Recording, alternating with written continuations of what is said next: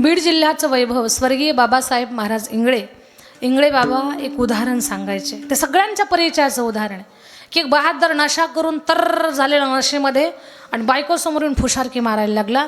म्हटलं मी गावचा सरपंच झालो असतो तर गाव बदलला असता, आमदार झालो असतो तर तालुका बदलला असता, मुख्यमंत्री झालो असतो तर मी सगळं राज्य बदललं असतं आणि देशाचा पंतप्रधान झालो असतो ना तर देश बदलला असता.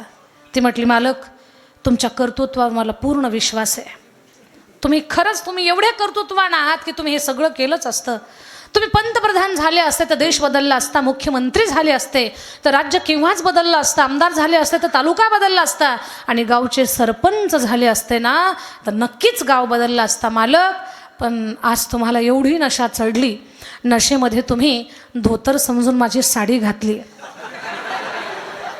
ती अगोदर बदला, मग आपण बाकीचं बदलायला जाऊ. मी तरी थोडा बदल केला याच्यात. इंगळे बाबा तर याच्यापेक्षा डेंजर बोललेले आहेत, याच्यापेक्षा कठीण. मला सांगायचं एवढेच आहे तुम्हाला, नशा करणाऱ्या माणसाची ही अवस्था आहे, माकडाची काय अवस्था असेल हो.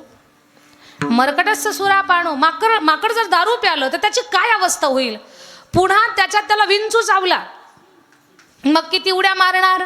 पुन्हा त्या तन्मध्ये भूत संचारो, पुन्हा त्याच्या अंगात भूत शिरलं मग तर विचारूच नका. एवढं चंचल माकड, पण त्याही पेक्षा माणसाचं मन चंचल आहे.